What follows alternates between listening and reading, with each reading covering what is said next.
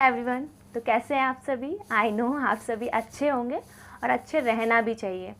मैं यही आशा करूंगी कि आप लोग सभी अच्छे रहें और जब तक हमारा भारत कोविड मुक्त ना हो जाए, जब तक आप भले चंगे मज़े में रहें, समझे ना। और आपको इसको हमें दूर करना है, आपको और हमें मिलकर इसे दूर करना है कि नहीं। हाँ अब मना मत करना कि नहीं हम क्यों करें, ये कोई ना करने वाली बात है क्या? नहीं है ना। चलिए, आज मैं रिएक्ट करने वाली हूँ डॉक्टर विवेक बिंद्रा के वीडियो पर। ये वीडियो एक्चुअली किसी ने मुझे सजेस्ट किया है, एक बार नहीं, दो बार नहीं, थ्री टाइम्स नहीं। उसके बाद मुझे लिंक शेयर की mister Rahul, I think mister Rahul ने, कि प्लीज़ रिएक्ट दिस वीडियो। सो मैंने सोचा ओके, मुझे करना है, चाहिए, आखिर देखना चाहिए।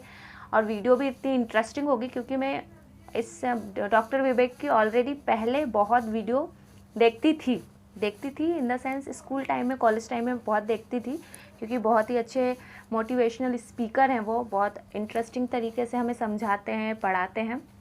मैंने बहुत वीडियो देखी है उनकी ऑलरेडी, बट ये वीडियो मैंने अभी तक नहीं देखी है। इस वीडियो में क्या है एक्चुअली, ये वीडियो आपको और हमें मोटिवेट ही करेगी, क्योंकि वो ये बहुत अच्छे तरीके से हमें मोटिवेट करते हैं और उनके जो बोलने का तरीका है और समझाने का जो तरीका है वो एक अलग ही अंदाज़ है। अगर आपको, मुझे नहीं पता, आपको बोरिंग लग सकती है ये वीडियो। अगर आप इंटरेस्टेड नहीं, जो लोग इंटरेस्टेड नहीं होंगे, आई थिंक उन्हें ये वीडियो बोरिंग लग सकती है। तो इसको बोरिंग ना बनाइए, क्योंकि ये वीडियो बोरिंग नहीं है। क्योंकि अगर ये चीज़ें ना होती तो हम आज इतने फ्री ना होते, इतनी फैसिलिटीज़ हमारे पास नहीं होती। हो सकता था आज भी हम उन्हीं लोगों के गुलाम होते। ये चीज़ हो सकती थी। इन लोग स्टार्टिंग में जिसने, जैसे कि रानी लक्ष्मीबाई हुई, महाराणा प्रताप हुई, उनके हल्दी घाटी के युद्ध की आपने भी बहुत सी किस्से कहानी सुने होंगे। आपको वो चींटी वाला भी उनका किस्सा याद होगा, महाराणा प्रताप का बहुत ही फेमस छोटा सा किस्सा है। कभी आपने सुना होगा तो आई थिंक पता होगा कि कितनी बड़े कठिनाइयों को झेलते हुए हमने आज का दिन, मतलब हमने ये दिन हम देख रहे हैं, इतने फ्रीडम हमने पाया है। चलिए, यही बातों को ख़त्म करते हैं और आज का वीडियो स्टार्ट करते हैं।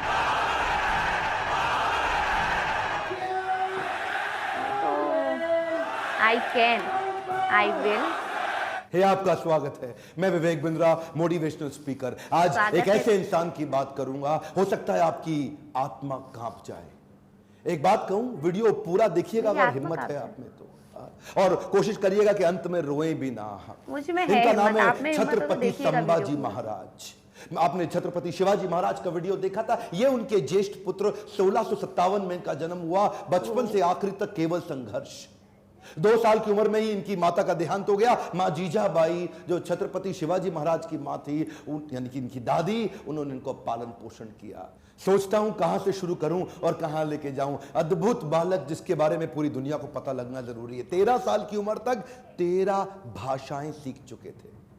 13 साल की उम्र तक संस्कृत के विद्वान पंडित सारी रीजनल भाषाएं, भारत की पुर्तगालियों की भाषा, अंग्रेजों की भाषा, मुगलों की भाषा, साउथ इंडियन लैंग्वेज, सारी डेक्कन भाषा, कई शास्त्र लिख डाले। ध्यान दीजिएगा, शास्त्र पढ़ डाले नहीं बोल रहा। 13 साल की उम्र तक 13 भाषा और कई शास्त्र, बुद्ध भूषण और नक्शिका जैसे वो शास्त्र, और कई शास्त्र जहां पे इन्होंने अपने रायगढ़ के किलों की बात करी, गणपति का बहुत सुंदर गुणगान किया।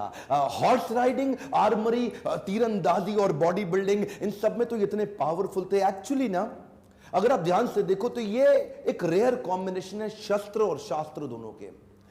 जो बच्चा या जो व्यक्ति शास्त्र पढ़ने में बड़ा एक्सपर्ट हो जाता है ना, फिर उससे शस्त्र उठता नहीं, और जो शस्त्र उठा लेता है वो शास्त्र पढ़ने में निपुण नहीं होता। अद्भुत बाल साहित्यकार, जो साहित्य पढ़ता भी था और साहित्य लिखता भी था। हुआ क्या, बुद्धि और बल दोनों बढ़ गया। 60 किलो की तलवार लेके 16 साल की उम्र में पहला युद्ध रामनगर का जीता। छोटा बच्चा होता है ना, उसका मन होता है कि पिता के साथ समय बिताए, पर पिता उस समय मुगलों से लोहा लेने में व्यस्त हो चुके थे। लेकिन एक बार छत्रपति शिवाजी महाराज ने, अभी ये 9 साल के थे संभाजी महाराज, इनको क्या बोले, मेरे साथ चलो, आगरा जा रहा हूं मैं, वहां के मुगल शासक औरंगजेब से मिलने।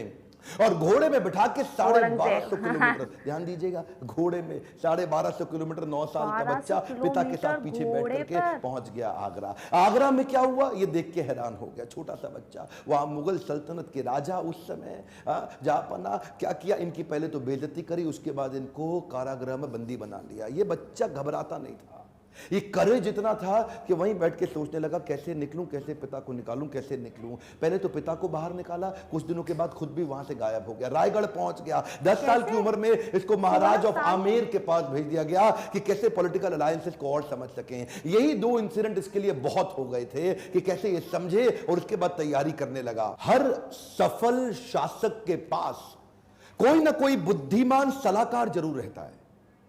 चंद्रगुप्त मौर्य के पास चाणक्य पंडित थे जिन्होंने धनानंद के सारे साम्राज्य को उखाड़ा था। ठीक इसी प्रकार इन्होंने उज्जैन के कवि कलश उनको अपना सलाहकार, एडवाइजर, फ्रेंड, फिलोसोफर, गाइड बनाया, जो अपनी कविताओं के माध्यम से इनकी विचारधारा को तैयार किया करते थे, इनकी सोचने की क्षमता, इनके बैरियर्स को खत्म करते थे। वो उनके ऐसे महान इंटेलिजेंट एडवाइजर थे जो हमेशा इनके कवि कलश को हमेशा अपने साथ रखते थे। पिता भी युद्ध लड़ने में बिजी थे, इन्होंने 19 साल की उम्र से पिता के पीछे से अपने रायगढ़ के किले को संभालना शुरू कर दिया। 23 साल की उम्र में 1681 में पिता छत्रपति शिवाजी महाराज वीर मराठा उनका देहांत हुआ। इन्होंने 1 मिनट समय नहीं देर गवाया, तुरंत तैयारी करी। तुरंत क्या तैयारी करी? औरंगाबाद में औरंगजेब का सबसे बड़ा किला, और ये सोचने लगे कि हमारे पास आज धन की तो कमी है, और अगर इसके किले को पहली बार में मैं उखाड़ दूं, इनका धन घटेगा, मेरा बढ़ेगा, डबल बेनिफिट। औरंगाबाद की इस बड़ी लूट और बड़ी हार ने औरंगजेब को एकदम हैरान कर दिया। औरंगजेब ने सोचा भी नहीं था कि 23 साल का ही तो बच्चा है ये ऐसा कैसे कर सकता है। और इसने अपने हुसैन अली खान नाम का अपना सबसे बड़ा जनरल, उसको 20,000 हाथी और सैनिकों के साथ, घोड़ों के साथ, पशुओं के साथ भेजा कि इसको खत्म कर। हुसैन अली खान बोला कि 2 दिन में खत्म कराऊंगा, 2 दिन में खत्म। वहां पे मराठा इतने तेज, और इसका जो करेज था ना, इनकी लीडरशिप बड़ी पावरफुल थी। मराठा इकट्ठे हो गए, और हुसैन अली खान को 1 साल लगा, कुछ नहीं कर पाया, कई बार उसको मारा। इसने इसको वापस बुलाया और 1680, 81, 82 कई दफा अटैक कराया। अच्छा, एक भी लड़ाई नहीं। एक बात बताएं आपको, पूरे इतिहास के अंदर शायद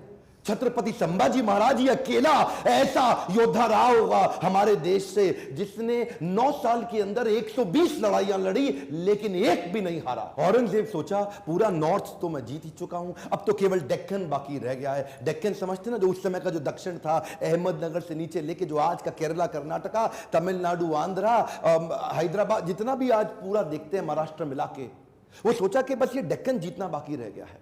तो वो महाराष्ट्र की तरफ जब बढ़ने लगा, तो वहीं औरंगजेब ने एक ट्रीटी साइन करने की कोशिश करी, एक कॉन्ट्रैक्ट साइन करने की कोशिश किया पुर्तगालियों के साथ गोवा में, ताकि समुद्री रास्ते से उनको एक और सपोर्ट मिले, उनके arms and ammunition middle east से आ सके। औरंगजेब बहुत तेज था, बोला सोचा नॉर्थ से भी सपोर्ट लूंगा, पोर्चुगीज लोगों को साथ रखूंगा, साउथ से और निकालूंगा, तीनों चारों दिशाओं से खदेड़ के खत्म कर दूंगा। ये तो छोटा सा बच्चा है। इन्होंने जैसे ही पता चला संभाजी महाराज को, सबसे पहले ये गोवा में घुस गए। गोवा में जाकर के इन्होंने पोर्चुगीज को तो उखाड़ उखाड़ के, बहुत फेंक फेंक के मारा, और ये वापस आए। उसके बाद फिर लड़ने की तैयारी करी। मेरे हिसाब से छत्रपति संभाजी महाराज की सबसे बड़ी अचीवमेंट्स में एक अचीवमेंट तो यह रही कि इन्होंने 9 साल तक औरंगजेब को मराठाओं के बीच में घुमाता रहा। औरंगजेब एक्चुअली नॉर्थ छोड़ के यहां आ गया, और मराठाओं के बीच में इतना घुमाया, 8 लाख की सेना, इनकी 20,000 की सेना। इन्होंने मराठाओं को इधर से मार, उधर से मार, इतनी लड़ाइयां लड़ी, एक बार भी औरंगजेब जीत नहीं पाया।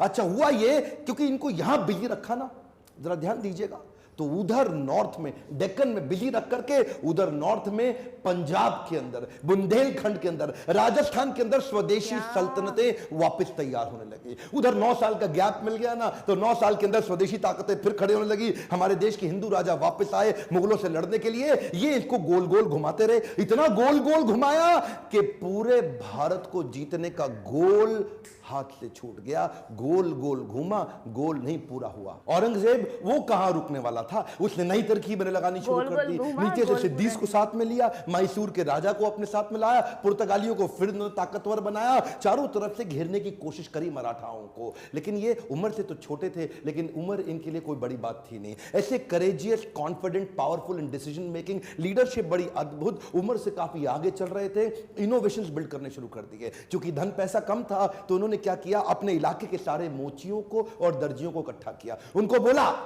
आओ पेड़ से ना रबड़ का कपड़ा बनाओ निकाल करके, और लकड़ी की छालों को निकाल के तीर बनाओ, रबड़ के कपड़े को उसके आगे लपेट दो, एक तरफ तेल लगाओ दूसरी तरफ बारूद लगाओ। रबड़ का कपड़ा जल्दी जलता नहीं है, और तेल जला करके तीर को छोड़ दो, जैसे ही जाके निशाने पर टकराएगा उसका जो गन पाउडर है बारूद वो विस्फोट करेगा, भयंकर तबाही मचाएगा। नए नए इनोवेशंस लेके आए। मैं बोल रहा हूं ना, बुद्धि से बहुत तेज थे। औरंगजेब को भी तो मानना पड़ेगा ना। हाँ, हारते थे, मार खाते थे, फिर खड़े हो जाते थे लड़ने को, हारते थे, मार खाते थे, फिर खड़े हो जाते थे, और अकेले नहीं लड़ते थे, लोगों को साथ में लेके मराठाओं को घेरने में। ये चिक्कादेव राय नाम का एक राजा था जो इनके साथ पूरी तरह मिल चुका था। इसने क्या किया, छत्रपति संभाजी महाराज ये सबको बोल दिया, एक ने भी अगर औरंगजेब के धर्म परिवर्तन के मिशन में मदद करी, उखाड़ के सारी नस्लें खत्म कर दूंगा, बर्बाद कर दूंगा। मराठा हूं मैं, अपने देश के लिए काम करता हूं। और वो चिक्कादेव राय के बाद पुर्तगालियों को और सिद्धियों सबको खत्म करते चले गए।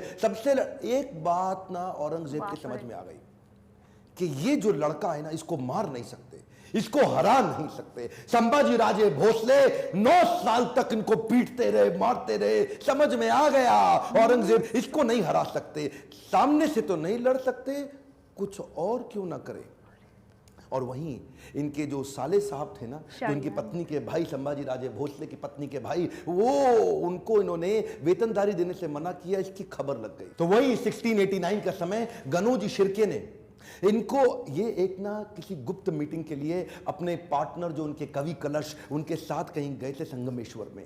और वहीं गनोजी शिर्के ने इनके एक जनरल को आर्मी के औरंगजेब के उसको बता दिया कि ये गुप्त रास्ते से जाओ, इनको आप खत्म कर दोगे। और वो लेकर के मामूली से 2000 लोगों को लेके पहुंच गया इनको पकड़ने के लिए। 8 लाख लोग तो हरा नहीं पाए, इनको पता था नहीं हरा सकते, 2000 से हारना पड़ा। क्यों? क्योंकि धोखा दिया गया। गनोजी शिर्के बेईमान हो गए, अपना परिवार का इंसान बेईमान हो गया। हाँ, हमें तो गनोजी शिर्के ने लूटा, औरंगजेब में कहां दम था, अपनी कश्ती वहां डूबी जिधर पानी कम था। गनोजी शिर्के ने वो गुप्त रास्ता औरंगजेब के जनरल को बता दिया। ये लेकर के सिपाही सेना वहां जाके पहुंच गए, निहत्ते जाकर के उनको पकड़ लिया, कब्जा लिया, साथ में कवि कलश और इधर छत्रपति संभाजी महाराज। दोनों करते क्या ना करते, 8 लाख लोग मिलकर के नहीं इनसे लड़ सके। चोरी से इनको जाके पकड़ लिया। औरंगजेब अंदर तक खुन्नस खाया हुआ था संभाजी महाराज से। कवि कलश संभाजी महाराज को लेके ऊंट से उल्टा टांग दिया, उल्टा टांग के पूरे शहर में घुमाया, बहुत मारा पीटा, लोगों को बोला इन पे मूत्र त्यागो, इनको मारो, पत्थर फेंको। उसके बाद बुला के बोला 3 प्रश्न, मराठा किंगडम मेरे हवाले कर दो, ट्रिब्यूटरी प्रिंस बना दूंगा, जो सोना गहना छुपाया चोरी किया है मुझको वापस कर दो, और किसने तुम्हारी मदद करी उसका नाम बताओ, तीसरा अपना धर्म परिवर्तन कर लो। ये 3 काम कर लो, आज ही जीवित बचोगे और मेरे साथ रहोगे, ताकतवर बना दूंगा तुमको। संभाजी महाराज और कवि कलश की आंखों में इतना सा भी डर नहीं था। उसको बोले कि मैं मराठाओं की जमीन तुम्हारे नाम नहीं करूंगा, अपने धर्म का बलिदान नहीं करूंगा, 1000 बार मारो, अगली बार फिर जन्म लूंगा, अपने ही धर्म में लूंगा। रुका नहीं औरंगजेब। इन दोनों ने अन्न जल का त्याग कर दिया और शरीर को लेकर सुन्न हो गए। वो उनके नाखून उखाड़ते चले गए, आंखों में मिर्चियां डालते चले गए। उसके बाद जलती सलाखें लेके आंखों में डालते वक्त फिर पूछा, उसको भी डाल दिया। ये बोले नहीं कुछ भी, ये शांत खड़े रहे। पीड़ा बहुत हुई लेकिन ये नहीं बोले हमको छोड़ दो, माफ कर दो। उंगलियां काटनी शुरू करी, पांव की काटी, पांव काटे, हाथ काट दिए, बालों को उखाड़ दिया, वो हाल किया। उसके बाद धीरे धीरे खाल उतारने लगे। हर बार पूछते थे 3 प्रश्न, अपना धन दे दो, जमीन दे दो और धर्म परिवर्तन कर लो। ये सुन्न खड़े रहे वहां पे। ये दर्दनाक सिलसिला 40 दिन तक चलता रहा। औरंगजेब रोज शाम को आके उनसे पूछता था, बता दो बता दो, और आखिरी में बोला कि मैं तुम्हारे आगे हार मान गया, मेरी 4 संतानें, अगर मेरा एक भी बेटा तेरे जैसा होता ना संभाजी महाराज, पूरे देश को मुगल सल्तनत बना देता, इस देश को, भारतवर्ष को मुगल सल्तनत बना देता। तेरे आगे मैं हार मान गया। काट डालो उसका शरीर, काट डालो उसका शरीर। टुकड़े टुकड़े कर दिए उनके, वाघ नख लेके छोटे छोटे टुकड़े करके उनको बोला नदी के पास फेंक दो। समस्त मुगल राजाओं में औरंगजेब एक अमानवीय, इनह्यूमन राजा था। बहरहाल मौका मिल गया सारे मराठाओं को एक होने का। उन्होंने शरीर के टुकड़े उठाए शंभूजी महाराज के, उनको सिल के उनका अंतिम संस्कार किया। लेकिन अब हर घर महल बन गया, हर औरत सेना में आ गई, हर पत्ता तीर बन गया। देश धर्म पर मिटने वाला शेर शिवा का छावा था। महापराक्रमी, परम प्रतापी एक ही शंभू राजा था। सारी मराठा कम्युनिटी एक हो गई और उसके बाद दोबारा युद्ध छेड़ा गया। खत्म हो गया दक्कन का सुल्तान बनने का उसका सपना। कुछ ही साल के अंदर वहीं दक्कन की भूमि में मारा गया, वहीं खत्म हो गया। औरंगजेब देश को नहीं जीत पाया। गर्व है मुझे कि मैंने जन्म लिया ऐसे देश में जहां वीर मराठा संभाजी महाराज का जन्म हुआ। पर दुख है मुझे कि देश आज ऐसे वीरों को भूलता चला जा रहा है। आज मेरी, आपकी, हर मराठा की और पूरे देश की जिम्मेदारी है कि इनकी कहानी पूरे देश को पता लगनी चाहिए। इस वीडियो को आग की तरह पूरे देश में फैला दो, बंद मत कर देना। इस वीडियो को शेयर किए बिना लाइक करिए अगर आपको थोड़ा भी अच्छा लगा। मतलब रोंगटे खड़े कर दिए इस वीडियो ने। लास्ट में जो मैंने देखा ना, 40 दिन तक टॉर्चर करना और इतना खतरनाक तरीके से। और मतलब इंटरेस्टिंग बात यह है कि इंसान इतना इंटेलिजेंट था, इतना डेडिकेटेड था अपने चीज़ को लेके, इतना सब कुछ, और 16 साल में इतनी ज़्यादा अचीवमेंट। उन्हें इतनी सारी लैंग्वेजेस आती थी। यहाँ तो 2 लैंग्वेज बोलने में पसीना निकल जाता है। उन्होंने शास्त्र लिखा 16 साल में। मतलब क्या बोल सकती हूँ मैं ऐसा। उन्होंने 9 साल, आप सोचो 9 साल किसी को हराना कंटिन्यू, बहुत बड़ी बात होती है। आप एक बार हार जाते हो ना तो डीमोटिवेट हो जाते हो और सोचने लगते हो कि अब मेरा क्या होगा। 9 साल तक कंटिन्यू उसको हराया तो बहुत बड़ी बात होती है ये। और इतनी कम एज में इतना सब कुछ करना इजी नहीं होता। बट कुछ भी कहो, जितने भी हमारे देश में राजा महाराजा और योद्धा हुए हैं, और अगर उनके बलिदान का कारण भी रहा है ना, वो वही बोलते हैं ना, घर का बेदी घर का बेदी लंका ढाए, राइट। वही हुआ है उनके। ऐसी बहुत सी स्टोरीज़ में ऐसा ही हुआ है। अदरवाइज़ हम इतने पीछे नहीं हैं, ना आज हैं, ना कल थे, और ना होंगे, मुझे उम्मीद है। पर आप अपने धर्म पर, आपको जो भी कास्ट के हो, ये नहीं बोलूँगी मैं इस कास्ट के या उस कास्ट के, किसी भी धर्म के हो, आपको अपने धर्म पर गर्व होना चाहिए कि आप उस धर्म के हो। बहुत अच्छी बात है, उसे फॉलो करो। बट ये तो इंटरेस्टिंग, बहुत ही इंटरेस्टिंग था। मैं लास्ट में तो मैं रियली में, मतलब मेरा माइंड, रोंगटे खड़े हो गए थे जब मैंने सुना 40 दिन तक टॉर्चर, नाखून काट दिए, आँखों में वो, ओ माय गॉड। खैर, आपको कैसा लगा ये वीडियो मुझे ज़रूर कमेंट करिए। मिस्टर राहुल, आप भी मुझे बताइए आपको।